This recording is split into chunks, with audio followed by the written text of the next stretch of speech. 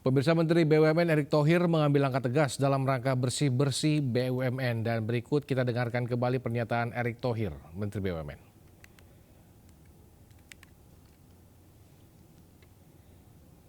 Karakter yang kita harapkan dalam memimpin BUMN ini harus punya keseimbangan. Nah, keseimbangan apa? Bukan berarti dia jadi malaikat, ya. Tapi kita juga tidak menutup mata kalau dia tentu jadi setan. Ya, ini yang harus kita tekankan. Jadi dalam melakukan segala tindakan kita juga ngelihat daripada helikopter view, tidak hanya satu sisi. Nah, tentu masalah di berdikari kita sedang cek 3 hal. Kenapa kepemilikan senjata itu terjadi, resmi atau tidak? Nah, sudah ada yang saya kirim. Yang kedua, kenapa bawa senjata? Itu dong, kenapa bawa senjata? Ya, saya kemarin bicara keras. Saya aja menterinya kemana-mana nggak bawa senjata. Emang tugasnya kita sebagai pelayan publik nakut-nakutin publik gitu. Nah, yang ketiga tentu performance perusahaan. Nah, kita lagi lihat, pasti saya akan tindak tegas kalau data-datanya sudah konkret. Seperti dulu Garuda kan konkret. Kenapa? Jelas ada penyelundupan gitu loh, ya kan? Kalau masalah keuangan Garuda prosesnya kemarin kan beda, restrukturisasi. Nah, kita juga jangan sebagai pemimpin ini kuping tipis, ya langsung ambil tindak-tindakan sembrono, tapi itu ada 3 hal itu. Tapi saya akan tindak tegas. Ya, karena ini prinsip, ya, bukan main-main. Kita ini harus lakukan dengan baik. Oke, yang lain?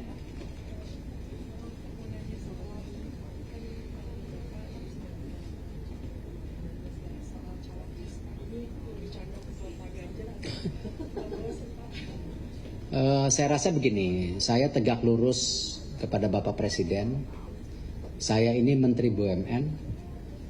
Tadi teman-teman media duduk sama saya hampir 1 jam. Kita bicara mengenai performance kerjaan. Ya, saya tadi sampaikan bagaimana alhamdulillah berkat kerja keras para direksi, komisaris, kami di Kementerian BUMN yang solid bersama, performance daripada BUMN ini bagus. Ya, gampang. Lihat aja daripada peningkatan daripada laba dari 13.124 menjadi 303. Ya, dari 13 triliun 124 303 triliun, walaupun 303 triliun yang tahun kemarin dikurangi 60 triliun restitusi Garuda. Jadi cashnya 240-an. Dividen pun alhamdulillah ya tahun ini 80,2, ini dalam sejarah belum pernah. Nah, ini artinya performance. Jadi tentu saya memprioritaskan ya kerja untuk menyelesaikan tugas saya sebagai Menteri BUMN. Saya tegak lurus kepada Presiden, ya kita fokus, ya jangan kita terjebak ya pemikiran-pemikiran survei apa itu, ya itu apresiasi.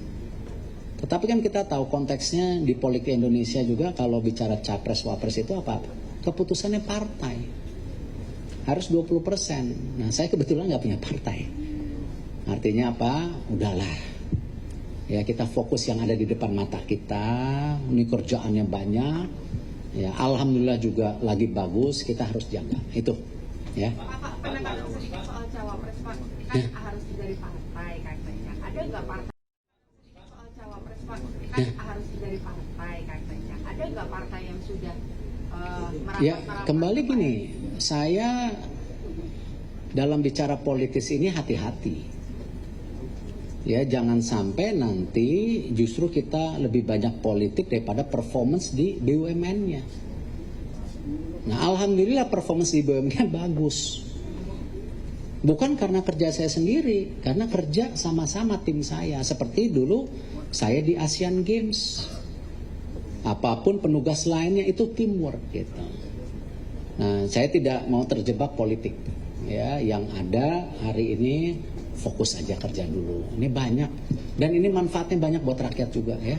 Bagaimana kita bisa menekan harga bahan pokok, kita kerjasama dengan Menteri Pertanian, Perdagangan. Tadi ditanya jawab media, saya sudah ada pemikiran mengenai Bulog sebagai stabilisator, RND sebagai off-taker, tapi masih ada proses kebijakan yang harus disepakati. Karena sangat menyedihkan, ya, kita ini negara yang kaya, subur. Terima kasih kepada Bapak Presiden sudah mendorong hilirisasi sumber daya alam, tapi kita harus mendorong yang namanya industrialisasi pangan. Dan sebagai catatan tadi saya sudah bicara sama rekan-rekan media, ingat tanah kita 74% kawasannya laut, tanahnya cuma 24. Artinya apa, dengan penduduk 280 juta, kebijakan daripada pertanian ini harus solid dan tepat. Ya, jangan hanya terus wacana, ya. Dan tentu ini sudah bicara dengan Menteri Pertanian, Perdagangan, dan sudah dipaparkan ke Bapak Presiden. Kita tunggu aja hasilnya. Pak Erik, terkait mudik gratis yang tahun ini dianggap sukses mudik gratis BUMN, apakah tahun depan akan lanjut? Ya kembali, kalau BUMN-nya sehat, untung, ya mudiknya ada terus, ya. Tapi kalau kere, ya nggak bisa mudik gratis gitu. Nah itulah yang saya bilang, antara keseimbangan BUMN sebagai perusahaan sehat dan pelayanan publik harus terjadi. Dan saya tadi pagi mengumpulkan semua dirut, jangan memposisikan sebagai pejabat publik, tapi pelayan publik. Nah, dengan kondisi BUMN yang sehat, kita bisa bikin program-program yang baik buat masyarakat. Itu. Nah, ini yang kita dorong, ya. Tergantung performance tahun ini bagus, ya mudiknya 70.000 lagi kali gitu. Kalau agak turun ya 30.000. Kan soalnya semua ada pertanggungjawaban publik. Pak, soal impor KRL, Pak Bapak tadi bilang sudah berdiskusi dengan Pak Bukan ya Pak. Jadi dalam langkah dalam waktu dekat ini apa Pak? Ya, saya sudah diskusi dengan Pak Luhut, Pak Agus Gumiwang, Pak Menhub, Komisi 6 saya sudah diskusi. Kita jangan lihat impor dan tidak impor. PT Inka adalah perusahaan yang produksi KRL atau gerbong. Nah, dia memiliki juga dua kualitas. Ada yang tentu versi dalam negeri, ada yang bekerja sama dengan Stadler, salah satu perusahaan terbaik memproduksi gerbong di dunia. Nah, tentu kita lihat kapasitas produksinya berapa. Transparan aja, silahkan diaudit. Oh, kalau ternyata Inka ini sanggup produksi 2.000, misalnya nih, angkanya saya belum bilang 2.000, dan mencukupi seluruh kebutuhannya, jangan impor. Tapi ada catatan, Inka itu EBITDA-nya masih negatif. Artinya apa? Perlu ada dukungan cash flow. Kalau cash flow-nya nggak nemu, tidak mungkin memproduksi jumlah yang dibutuhkan. Itu satu hal. Di hal lain, saya sudah meminta PT Kereta Api untuk membuat proyeksi pertumbuhan penumpang ke depan pasca COVID. Karena pada saat COVID angkanya tidak sama dengan hari ini. Dan saya sangat percaya solusi daripada publik transportasi itu di kereta. Ya, kalau kita mau menekan kendaraan pribadi, kita juga mau menekan yang namanya import BBM selain juga dengan mobil listrik. Kereta itu yang utama. Karena itu kita bicara sama Jepang, apalagi nanti ada G7, ya, kita bicara bagaimana kita memapping ulang kondisi perkereta apian yang ada di Jawa, Sumatera maupun di Madura. Pemerintah Belanda dulu penjajah pernah melakukan ya kereta api jalan di Sumatera. Jangan-jangan masih ada titik-titiknya. Nah, ini kita mesti pikir ulang kenapa saya rasa fasilitas kendaraan umum, kendaraan publik ini menjadi prioritas ke depan. Karena tidak mungkin kita mendorong kendaraan pribadi. Nah, karena itu kita mesti hitung ulang kebutuhan gerbongnya berapa. Saya menolak import kalau ternyata di markup. Ya, saya akan minta BPKP audit ulang. Tapi kalau memang kita membutuhkan ya terbuka, tetapi duduk dengan data yang sama. Bukan masing-masing mempersen data. Dan kalau ada korupsi-korupsi, saya sikat. Ya, sama saya bikin statement keras mengenai KCIC, mengenai kereta cepat. Kan saya bilang, kalau ini terjadi markup di perakiraan, kita sikat. Kita udah terbukti kok. Ya, Garuda kita penjarakan. Asabri, Jiwasraya kita lakukan. Nah, tetapi kan tadi saya bilang kereta cepat itu ya dari data-data yang kita punya dan kita terus dalami, terjadi pembangkakan karena apa? Karena COVID. Waktu COVID itu kan tetap orang bekerja tapi tidak bisa berproduksi gitu kan, karena kan berhenti di lapangan. Yang kedua, dengan adanya perang ya Ukraina Rusia, harga naik, harga besi. Artinya apa? Pembangunan sekarang lebih mahal. Coba aja bangun rumah, pasti lebih mahal sekarang.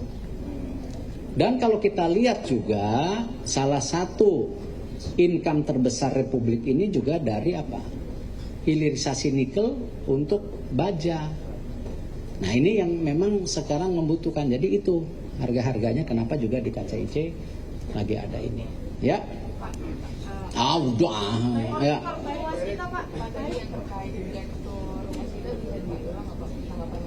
Ya kembali saya berpegang teguh kerjasama antara BUMN dengan kejaksaan sudah proven, sudah terbukti, sudah melakukan banyak terobosan, ya baik di Garuda, Jiwasraya, Asabri, dan kita terus bekerja sama dengan pihak KPK dalam justru mendampingi supaya terjadi tindak pidana korupsi. Nah, sejak dini saya sudah bilang saya tidak memberikan ya hati nurani kepada tentu tikus-tikus yang korupsi. Saya nggak kasih. Apalagi kalau ada proven black and white. Nah, saya mengapresiasi kerjasama dengan kejaksaan ini yang berjalan dengan baik. Tapi tentu konteksnya untuk Dirut Waskita yang sekarang, saya sedang berkoordinasi dengan kejaksaan. Ya, beliau ini tersangka karena apa? Kita lagi pelajarin supaya ada perbaikan sistem lagi. Memang kita tahu Waskita Beton sudah jadi masalah karena waktu itu ada kasus korupsi Waskita Beton. Nah ini konteksnya ke sini apa? Nah ini yang kita coba lagi diskusikan gitu, ya. Pak, soal RUPS Waskita sendiri ditargetkan kapan Pak untuk menggantikan Pak Setiawan? Ya kembali prosesnya kita harus jalani. Yang pasti ya tentu dengan kondisi Waskita yang sedang restrukturisasi total ya dan cukup berat, ya mencari figur dirut tidak mudah, tapi kita harus cari ya, seperti kita waktu itu menemukan Pak Heksana di Jiwasraya luar biasa ya, dibantu Pak Robert Bilatea di AFG waktu itu luar biasa dua figur ini, dan sekarang makanya Pak Heksana kita angkat jadi dirut AFG. Nah, Pak Robert sendiri sedang penugasan ke tempat yang saya butuhkan. Nah hal-hal ini membuktikan apa? Kita sangat mengapresiasi orang-orang yang berjasa untuk perbaikan BUMN. Ya, kita tidak pernah melupakan. Itu. Tapi proses kita tunggu. Ya. Kenapa? Untuk pembatasan pertalite itu diterapkan atau enggak? Kalau misalnya iya, seperti apa? Ya, yang pasti hasil meeting saya dengan Ibu Menkyu dan Menteri SDM, kita sudah sepakatin kuotanya. Nah, apakah ada pembatasan? Saya belum dibicarakan tuh. Nanti coba saya ajak meeting lagi 3 menteri. Biasanya kita ada policy bersama. Ya, kita sudah mengeluarkan peraturan BUMN di mana dari 45 menjadi 3, ini Omnibus Law versi BUMN, salah satunya di penugasan, bahwa seluruh penugasan itu harus disepakati oleh Menteri Keuangan, Menteri BUMN, dan Menteri terkait yang penugasan. Nah kontaknya ini SDM, nanti kita duduk gitu, ya. Kembali mungkin tanggapannya soal somasi dari Komisaris dan keluarga Aisyah yang jatuh dari Ya tentu gini, saya turut berduka cita sangat mendalam dengan kejadian yang ada di Kuala Namu. Karena itu saya mendukung proses investigasi. Ya. Saya juga mengingatkan bagaimana kita harus jadi pelayan publik, bukan pejabat publik. Harus punya empati, harus juga benar-benar memperhatikan seluruh perbaikan. Nah tentu apa yang sedang dibicarakan hari ini saya dengar Pak Hotman Paris teman baik saya juga. Ya. Saya banyak berhubungan karena saya percaya beliau ini figur yang sudah cukup uangnya. Jadi sekarang sering membela yang membutuhkan. Bagus, ini kita perlu figur-figur lawyer seperti ini. Nah, sudah terjadi komunikasi di lapangan ya pagi ini, tapi saya belum dapat detailnya karena ini kan anak perusahaan Angkasa Pura, yaitu Angkasa Pura Aviasi kalau nggak salah ya. Ya kita menunggu prosesnya dan saya sudah minta untuk direksi Angkasa Pura juga mereview apa yang terjadi gitu. Jadi saya sangat terbuka dengan hal ini. Ini hal-hal yang positif untuk kita ke depannya dan saya tentu ya sebagai Menteri BUMN juga sangat terpukul ketika ada korban yang tentu di lingkungan fasilitas BUMN seperti seorang ibu yang ya, baru diketemukan beberapa hari kemudian. Jadi saya turut duka cita yang mendalam.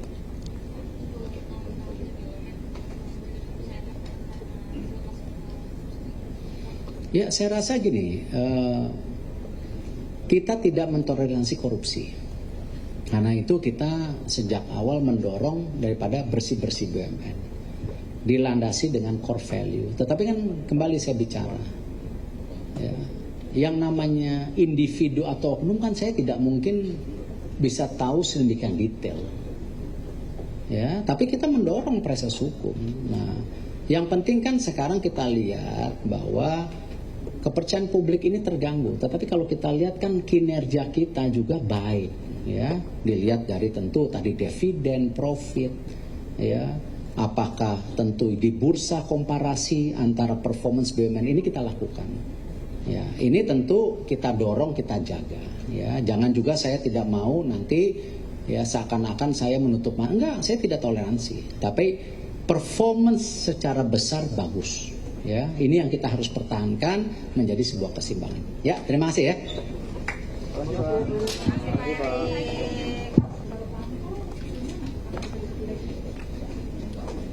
Ya, demikian breaking news. Selamat mengikuti acara kami selanjutnya.